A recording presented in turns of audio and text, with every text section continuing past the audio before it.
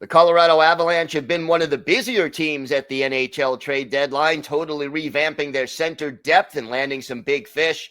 Kyle Sullivan of Locked On Avalanche joins us to talk about that and their playoff prospects coming up next on the Locked On NHL podcast.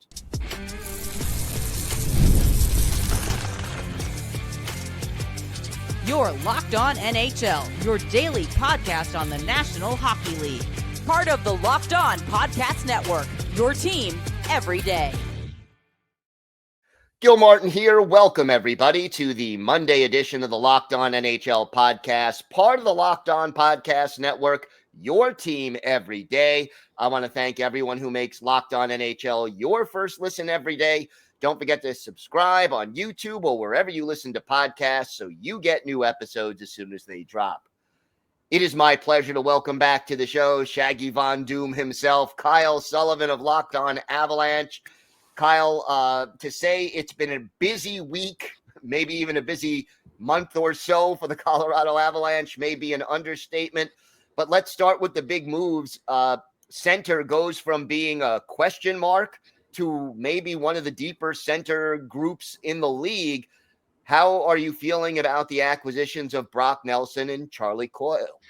I mean, any team right now would be absolutely ecstatic to have either or on their team. And somehow, some way, the Colorado Avalanche ended up with both.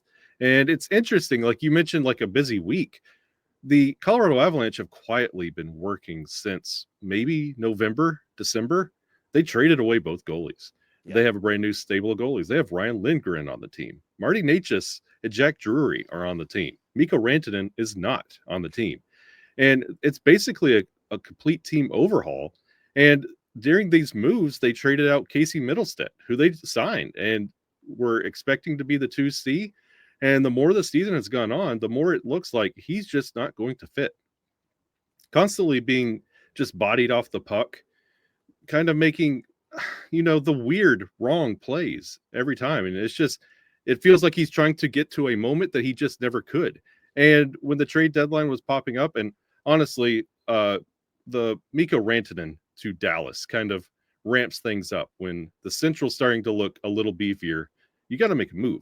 And they went out and got Charlie Coyle. That's your 3C. And I mean, I'm really excited about where this team is possibly going, especially with that center group having Jack Drury as a fourth line center. I mean, that's a nice problem to have. Are you concerned about giving up the top prospect in your organization in the Brock Nelson deal? And what can you tell me about him? Let's start with that also.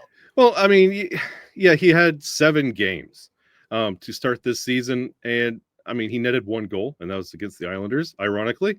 And it was there. There's potential, there's promise, but you have a Stanley Cup window, and you could kick the can down the road and figure out a future one day. But the Avalanche have proven they just can't develop talent right now. You're not picking really high. I mean, the Avalanche, it's a blessing and a curse. You're not having bad seasons where you're getting high draft picks, but your first round picks, you're just kind of a wing and a prayer. Other than Cale Makar, you really haven't developed anybody. Alex Newhook was one of their highly touted guys, and he's gone. Bowen Byram, gone. You could go down the list. Tyson Jost, gone. There's a laundry list of first-round picks that just no longer play with the Avalanche anymore. So you want to make this team win the cup now because you have Nathan MacKinnon and Cale Makar now. So, yes, you might have given up a future, but that's tomorrow's problem. How do you feel Brock Nelson fits into this team, and what does he add to the mix? If you had any questions on how both Brock Nelson and Charlie Coyle would fit, look at the Toronto game. It's like they were – me and my co-host over on Locked On Avalanche, Chris Maselli, we have this term, the Avalanche guys. Like Brandon Tanev is one of those. It's kind of disappointing he went to Winnipeg, but like they just have this style that is going to work in Colorado. Plug and play kind of guys. Brock Nelson, it's like he's played there for 2 years. Charlie Coyle especially, like the synergy that he already has on those lines. And it has a lot to do with the established talent that's already there. When you have Valerian Nichushkin sitting on line 2, he had a hat trick in that Toronto game. Like, you have a really good stable of centers that could facilitate some really established talent that knows the Avalanche system. They make your job easy. So the Avalanche went from a really talented one-line team of superstars to a deep team of just never-ending pressure. You mentioned Mikko Rantanen going to Dallas. First of all, emotionally, that's got to be tough for the Avalanche and their fans. And then second of all, how does it affect the outlook for the playoffs for this team? Well, Mikko Rantanen, in the course of just maybe a month or two, has gone from the hero to, he's got folklore, he's the moose, and then surprisingly gets traded to Carolina. His agent is coming out with all this speak. Mikko is quote unquote surprised and blindsided by it all, goes to Carolina, decides what everybody else decides. I don't like it here in Carolina and wants to get out. And then doesn't just get out, goes to Dallas, the team that's sitting above you in the standings. And he's become, honestly, to me, he's become like the enemy almost. Like, I've made the equation to like Sinestro in the Green Lantern Corps. Like, he was a good guy and then created a bad guy. And that's what he is. Like, there's not going to be a lot of love for Mikko when he shows back up on March 13th when the Avs face Dallas, because maybe if they saw Carolina, there would have been a little fanfare, but now you're a bad guy. And you took the exact same deal Colorado was offering you for your rival. All love is gone. This division, the Central Division, I mean, you have Winnipeg with the best record in the league, or very close to it, depending on when you ask the question. You got Colorado loaded down the middle, Dallas loaded. Can't even forget Minnesota because they are pesky and hanging around despite the injuries. This is not an easy division to get out of. No, and it doesn't bode well for the Avalanche. If the season ended today, those Dallas Stars would be the first-round matchup for the Colorado Avalanche. So it doesn't get easier. You don't get to the playoffs, take a breath, and then go forward.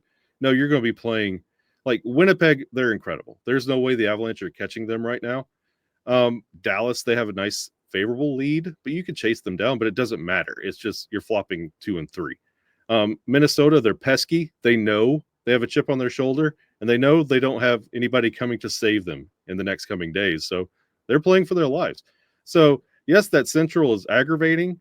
It's frustrating, and it doesn't matter about surviving the regular season because it's going to get worse in the playoffs. What is your biggest concern about this team as we head into the last 20 or so games and then the playoffs? I wouldn't have any concerns, honestly, if our Central Division foe, the Nashville Predators, didn't happen. You can have everything look good on paper, but you've seen how that worked in Nashville. And yes, that Toronto game was our first taste of these new trade acquisitions. How much longer does it work? Like, yes, you went a little bit older with Coyle and Nelson. Can they last? Can they get you to the playoffs? Is this the secret sauce to get you back to the Stanley Cup? That's the question.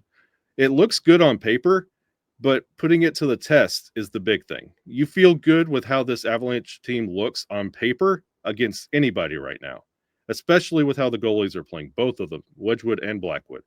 But it's when they actually meet on the ice, that's what's concerning, because you've seen this team lose to teams like Columbus, Chicago, and Anaheim, but that was before the trade acquisitions. Figuring out what this team's going to look like the rest of the way and in the playoffs, that's what concerns me. As far as Nelson and Coyle are concerned, what are the odds that one or both is re-signed, or are they both looking like rentals at this point? The Avalanche are never one to really utilize the rental, quote-unquote, tag on someone, but it's one of those, you get us to the Cup, talk to us in the offseason. The cap goes up next year. You could do some one-pers, get us through, figure it out. You still have that Landeskog contract that you don't know what you're going to do with. There could be additional money to add. So it's one of those, if it fits and you get us there, you become a hero, then we'll talk. Just ask Darren Helm. Going to be interesting for sure, and certainly a lot of great games going to come down the pike in that Central Division between now and the end of the season. Kyle, why don't you tell our viewers and our listeners where they could find the podcast and where they could find you and your co-host on social media? You can find Locked On Avalanche. We're on YouTube. You search us and, hey, follow us while you're there. And if whatever podcast platform you use, just type in Locked On Avalanche, you will find us, and we are there every single day, sometimes twice, depending on what's going on. And you can find me personally at Shaggy Von Doom everywhere you look. All right, Kyle, thank you so much. Thank you, my friend. Today's episode is brought to you by Wonderful Pistachios. Looking for a snack that's both delicious and nutritious?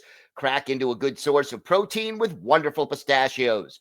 Wonderful Pistachios is one of the highest protein nuts. Each 1 ounce serving has 6 grams of protein, giving you over 10% of your daily value. Plus, they're packed with fiber and better for you unsaturated fats to help keep you feeling fuller longer. Personally, I love the no-shells variety. It's the perfect grab-and-go snack for busy days.